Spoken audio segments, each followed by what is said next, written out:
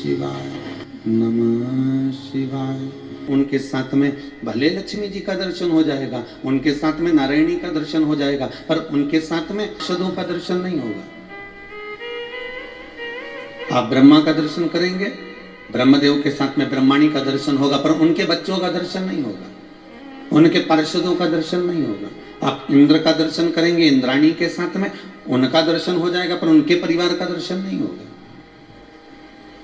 पर एक केवल देव अधिदेव महादेव 33 कोटि देवता में एक ऐसे हैं जो अपने पूरे परिवार के साथ विराजते, शंकर पार्वती गणेश कार्तिकेय अशोक सुंदरी, कई बार अपने दर्शन करा होगा, सर्पदेव भगवान विष्णु, गण नंदी, भृंगी, श्रृंगी,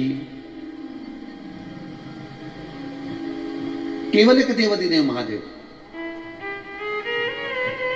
क्यों भैया, कारण क्या है? क्यों भगवान शंकर के साथ में संपूर्ण परिवार है? क्यों भगवान शिव के साथ में पूरा परिवार है? क्यों भगवान शिव के साथ में संपूर्ण परिवार की झांकी का दर्शन होता है? ब्रह्मा जी का नहीं होता, भगवान विष्णु का नहीं होता, इंद्र का नहीं होता, वरुण गरुण आदि कुबेर आदि का दर्शन नहीं होता। और जितने भी देवता हो, आप जिन जिन को जानते हो उनका स्मरण कर कर देखिए के साथ में। पर केवल यदि हो रहा है तो शिव का हो रहा है। उसका कारण क्या है? तो शास्त्र कहता है कि जब वैकुंठ की ओर जीव जाता है तो अकेला जाता है, साथ में विराजमान होकर ये सभी को प्रेरणा देते हैं कि इस मृत्यु लोक में आना तो इतनी मीठी वाणी का प्रयोग करना, इतने प्रेम का संबंध रखना कि तुम्हारा परिवार मेरे परिवार जैसा इस मृत्यु लोक में दिखता रहे, संजोता रहे, टिका रहे और वो आनंद की अनुभूति करता रहे। हमारा शिव, मेरा भोला, मेरा शंभु, मेरा शंकर, मेरा त्रिकालदर्शी, मेरा कैलाशी, मेरा अविनाशी, मेरा शिव ये प्रेरणा देता है कि आप भी अपने परिवार के साथ में संजो कर रहो इस मृत्यु लोक में, इस भूमंडल में, इस सागर में। जब तक तुम इस मृत्यु लोक में रहो, इस संसार सागर में रहो, तो अपनों के साथ में रहना।